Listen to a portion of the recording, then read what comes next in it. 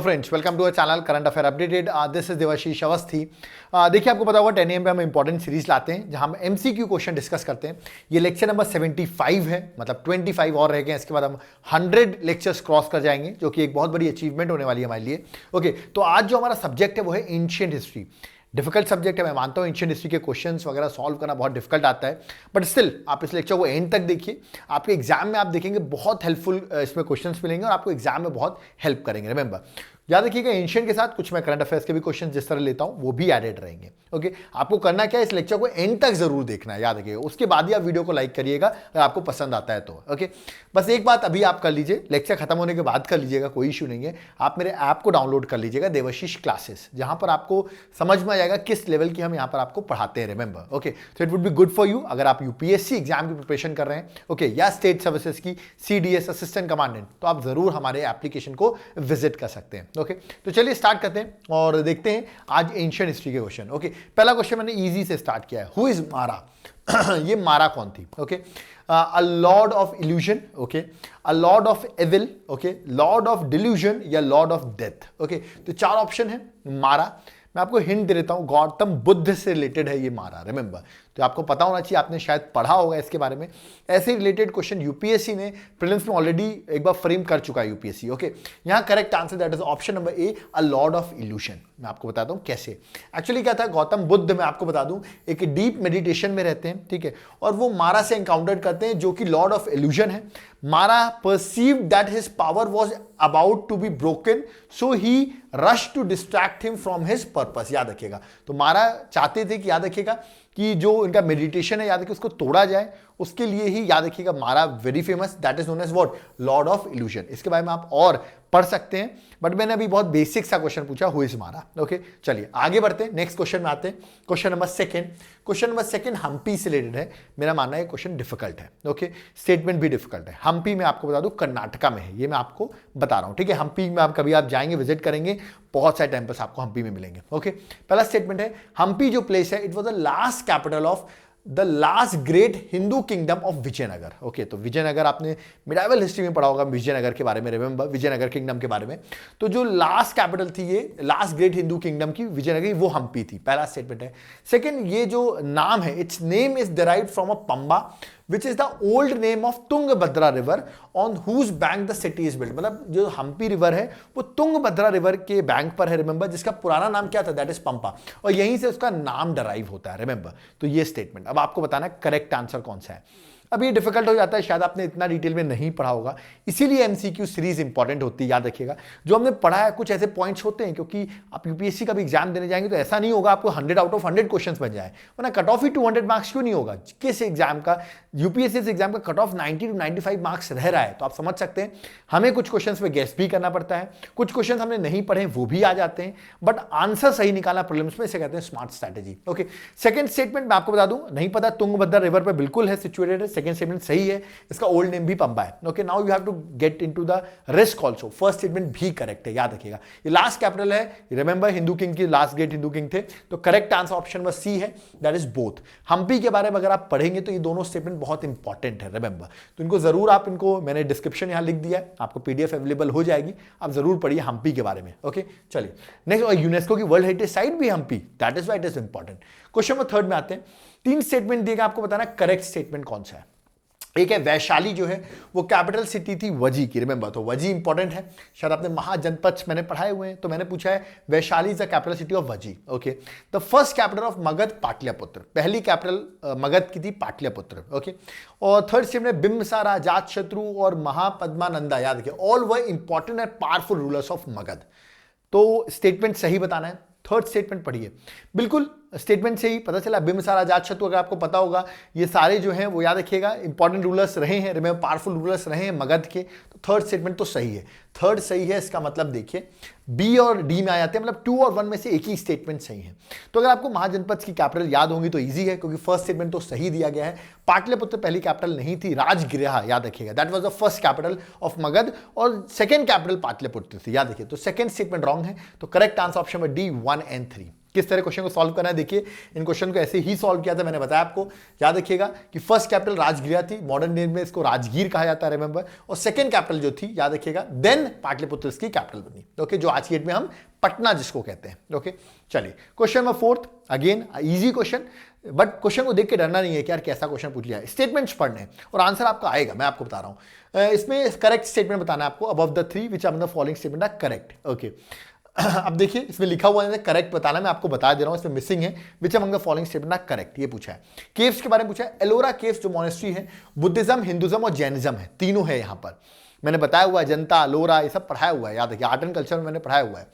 Second है Elephanta caves जो है were originally a Buddhist site और later dominated by Shaivite faith, याद रखिए, शेवाइट मतलब शिव जी का फेथ, याद रखिएगा, तो सेकंड स्टेटमेंट ये। Third, Bagh caves are associated with Jainism only, okay, तो ये 3 स्टेटमेंट है। बाग केव्स जिसको नहीं पता है, जो मध्य प्रदेश से देख रहे हैं उनको पता है बाग केव्स मध्य प्रदेश में लोकेटेड है, ओके।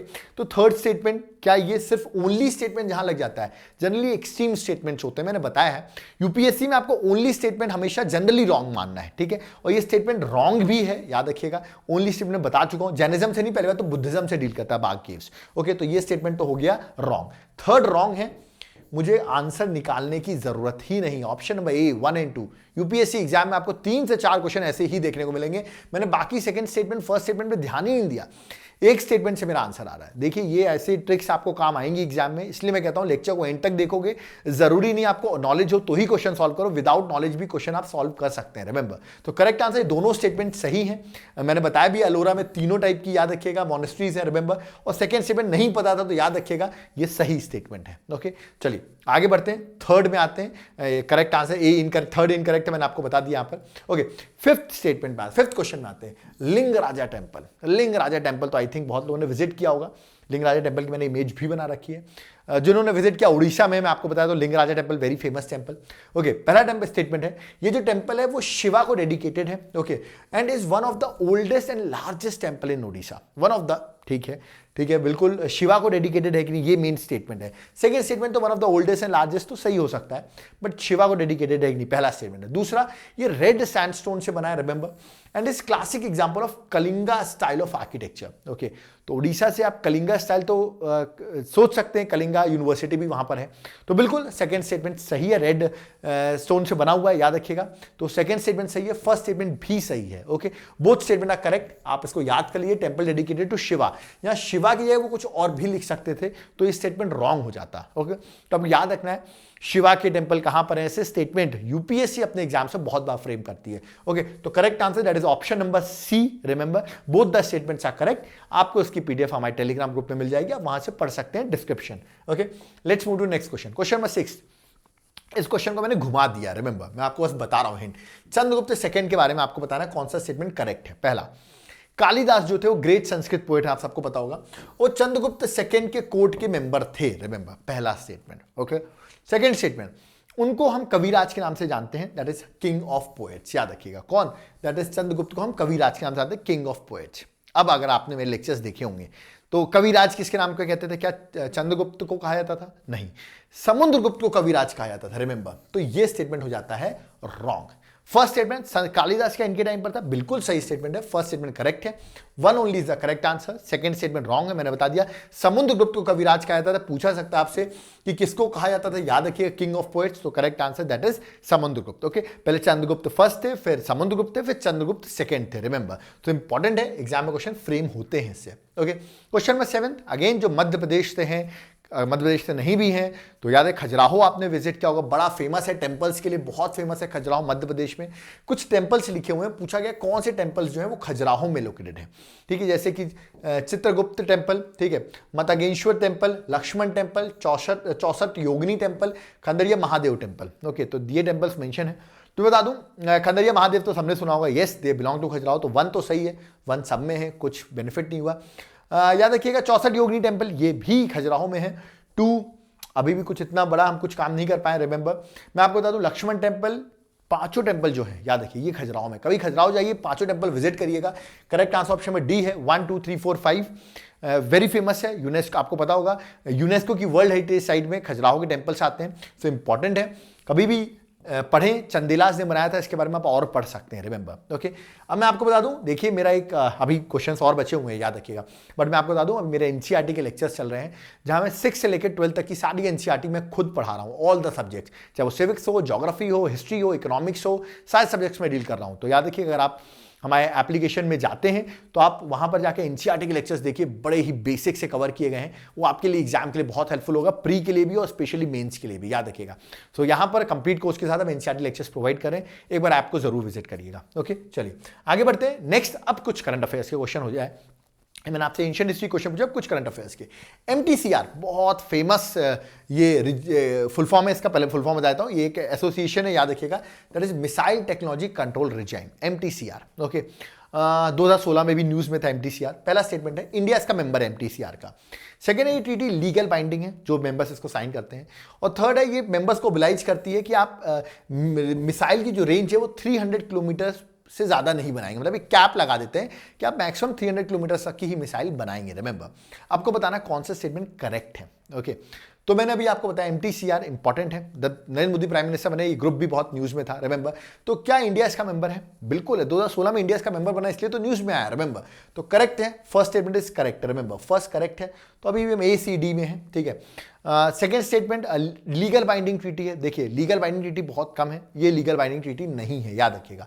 और लीगल बाइंडिंग ट्रीटी नहीं है तो करेक्ट आंसर ही आ गया सी, ये सही स्टेटमेंट था, लीगल बाइंडिंग ट्रीटी नहीं है, याद रखिएगा। मेंबर्स को कंपल्शन नहीं इसको फॉलो करना, 1 और 3 करेक्ट है। मैं बता दूं, इसका करेक्ट आंसर ऑप्शन सी है, और इंडिया इसका एमटीसीआर का मेंबर बना था, रिमेंबर। और यहां पे बोला गया है कि याद रखिएगा, अब मतलब इसमें पेलोड, इस जो मिसाइल्स बनाई जाएंगे उससे पेलोड 500 kg को क्रॉस नहीं करना चाहिए, रिमेंबर। और दूसरा क्या, किलोमीटर जो होने चाहिए वो 300 किलोमीटर तक की ही रेंज होनी चाहिए मिसाइल्स, याद रखिएगा। तो ऐसा नहीं कोई भी कंट्री किसी कंट्री से वेपन्स ले रही है तो इतने ऐसे वेपन्स जो है उनको ट्रांसफर किए जाएंगे, ऐसा नहीं किया जाएगा, याद रखिएगा। सो एमटीसीआर क्या कहती है कि आप रॉकेट्स, यूएवीज बना रहे हैं, उनकी रेंज जो है वो एक फिक्स करने की बात करती है, रिमेंबर। तो लोग इतने बड़े वेपन्स ना डेवलप करें, तो ये एमटीसीआर की बात है, बट ऑफकोर्स लीगल बाइंडिंग नहीं है, तो आप चाहो तो बना सकते हो, कोई ऐसा इशू नहीं है। ओके, क्वेश्चन नंबर 9 में आते हैं। ओके, ये भी पॉलिटी में अभी न्यूज में आ गया है। रिसेंटली बताऊं, महाराष्ट्र के एमएलए को सस्पेंड कर दिया गया था बाय स्पीकर, ऑफ कोर्स, है ना, और बोला गया आपको 1 साल के लिए सस्पेंड किया जा रहा है। तो क्या 1 साल के लिए आप किसी को सस्पेंड भी कर सकते हैं क्या? ये क्वेश्चन सुप्रीम कोर्ट में पहुंचा, सुप्रीम कोर्ट ने कोई जजमेंट दी है, उसके रिगार्डिंग मैंने स्टेटमेंट बनाया हुआ है। ओके, पार्लियामेंट हो चाहे लेजिस्लेचर हो, रिमेंबर, ऑफ स्टेट, पावर है सस्पेंड करने का member for any length of time, मतलब कितने टाइम तक भी सस्पेंड किया जा सकता है। और सेकेंड है, decision taken by speaker in this regard beyond judicial review, आप इसको जुडिशरी में नहीं ले जा सकते हैं।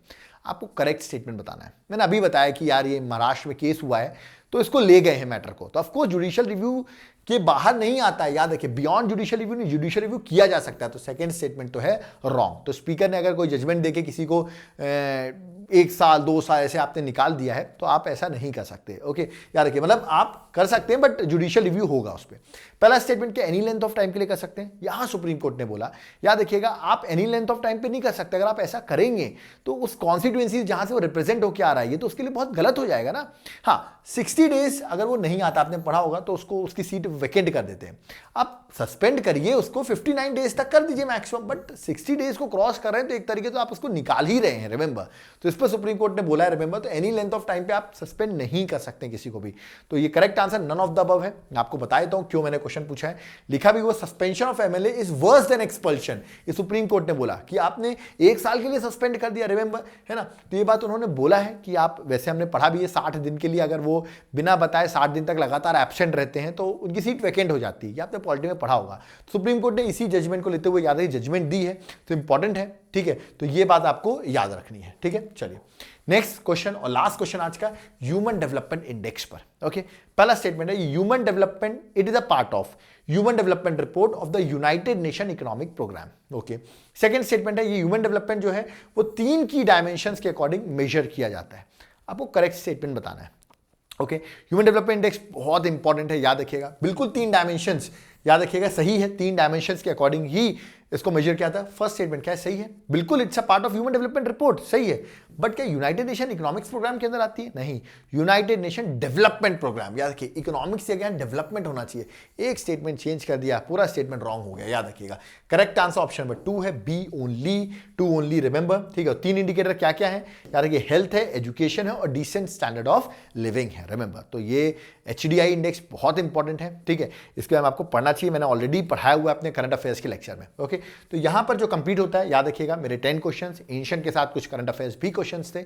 अब आपने वीडियो को एंड तक देख लिया, अब बताइए क्वेश्चंस आपको कुछ लगा, कुछ सीखा आपने, क्वेश्चन को किस तरह सॉल्व किया जाता है? अगर आपको ऐसा लगा हो तो जरूर वीडियो को लाइक जरूर करके जाएं। प्लस मैं आपको बता दूं, अगर आप यूपीएससी की प्रिपरेशन कर रहे हैं 2022 की या 2023 की, रिमेंबर, तो आप हमारे कोर्स को ज्वाइन करिए। इसमें एनसीईआरटी के साथ साथ प्री, मेंस, सीसैट से लेकर रिमेंबर आंसर राइटिंग तक, इंटरव्यू प्रोग्राम तक पर्सनली आपको गाइड किया जाएगा और आपके एग्जाम क्वालिफाई कराया जाएगा फर्स्ट अटेम्प्ट में, रिमेंबर। सो आप हमें कॉन्टैक्ट भी कर सकते हैं, आप हमारे एप्लीकेशन को विजिट कर सकते हैं और कोर्सेज को भी देख सकते हैं, ओके। तो यहां पर हमारा लेक्चर कंप्लीट होता है। आई होप आपको बहुत कुछ सीखने को मिला होगा। कुछ पॉइंट्स जो आपने कंफ्यूजन में रहे होंगे आज वो क्लियर हुए होंगे, या आपने कुछ नया भी सीखा होगा, रिमेंबर। अगर आप कोई सजेशन देना चाहते हैं कमेंट बॉक्स में जरूर कमेंट करें। प्लस अगर फर्स्ट टाइम चैनल में आए, चैनल को सब्सक्राइब करके जरूर जाएं, इसमें आपको फर्दर हमारे नोटिफिकेशन के बारे में इंफॉर्मेशन मिलती रहे। Thank you.